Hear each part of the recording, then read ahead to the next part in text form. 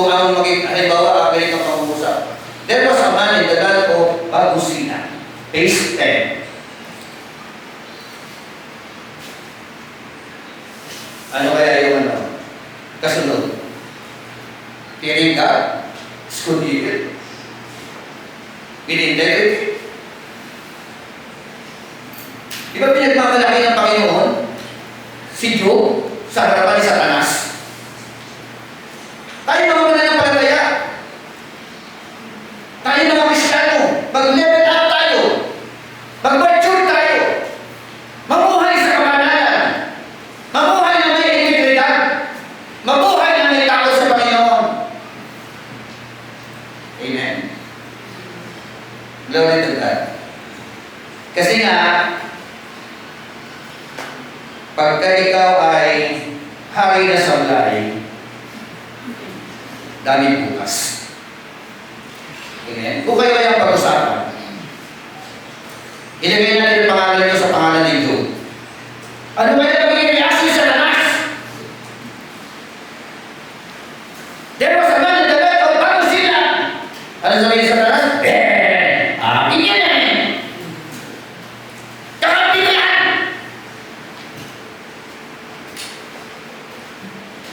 Banal lang yan.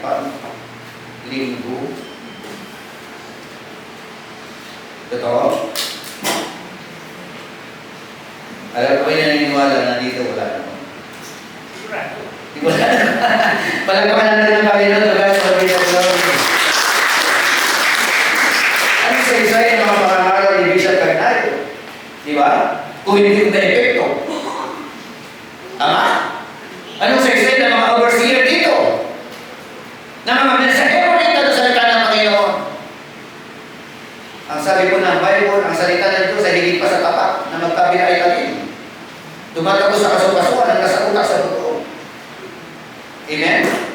Bumabago ng buhay ng tao. Amen. Walang pagnarin ng Panginoon.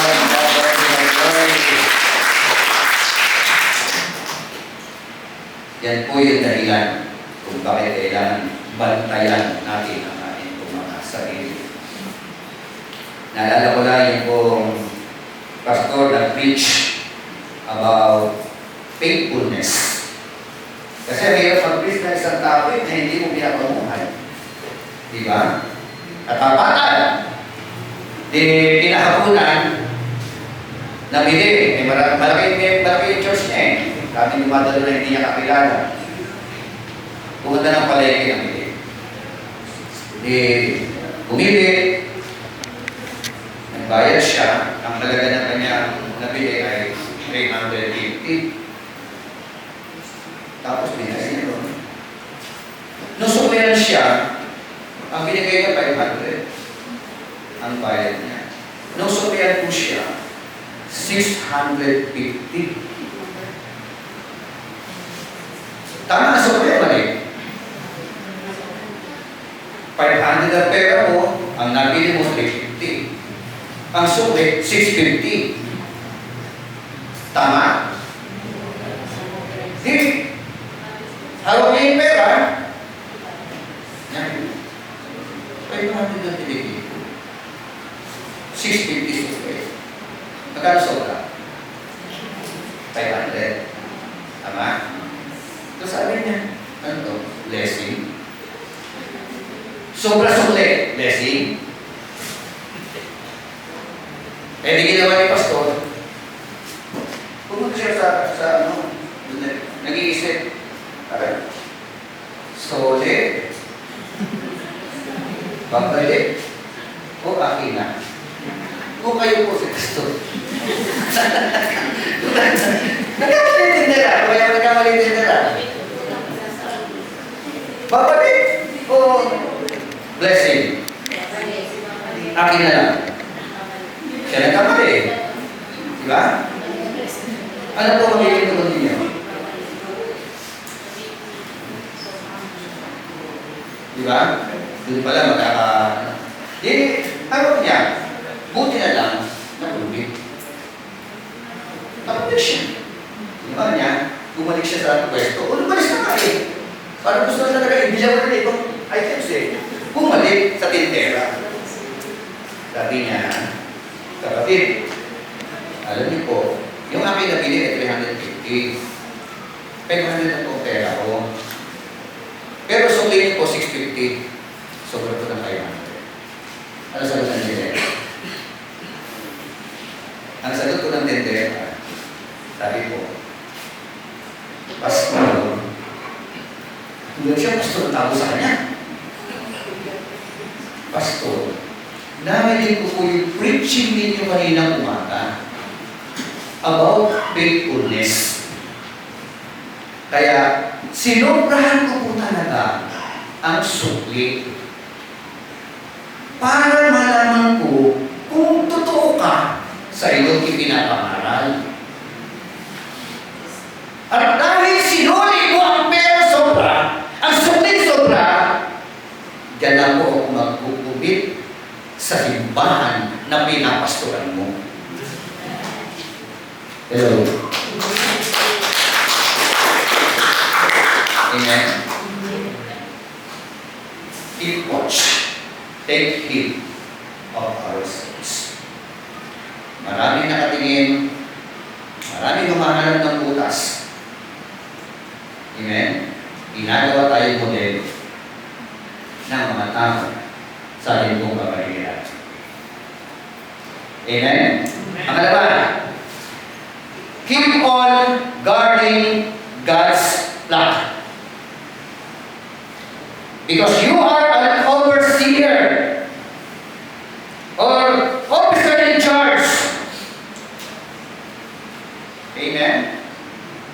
Yung gagawin po natin mamayang ordination, yan ay public declaration lang po yan. Amen? But in reality, hindi kami ang tumatawag. Hindi kami ang nag-aapoy. Amen? Amen? Hindi kami. Sino nag-aapoy? Si Holy Spirit. Amen? Amen? Ang sabi mo yan, because the Ruach HaKodesh has placed you an overseer. Ruach HaKodesh. Ang banal na Espiritu Santo, ang unang-unang tumawag. Amen? At nagtatalaga sa napakahalagang gawain na gagampanan o ginagampanan ng isang elder, ng isang overseer, ng isang pastor. Amen? Amen. So, you are appointed by Ruach HaKodesh. Claim it. Are you with me? So, why we need to become watchful? Bilang mga overseer. Una, because of the dangers within us.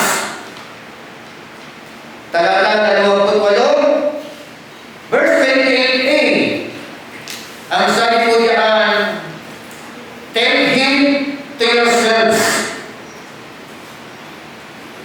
Danger within us. Kahit pastor po tayo, hindi po tayo pwede magmalaki. Amen? Ang mga man of God sa lumang lipan, maging sa bagong lipan, some of them, bumagsak. At meron din mawala ang Bible. Huwag kayong maging kampante. Amen? In the book of Galatians, baka inaakala nyo, nakatayo-wayo yun, pero hindi nyo alam, bukas makalawa, bagsak, sablay. Amen? So, yan ang unang dahilan. Bakit kailangan ng pagbabantay? Merong danger within us. Pangalawa, because of the danger around us. Verse 29, Ang sabi ko, I know that after my departure, sabi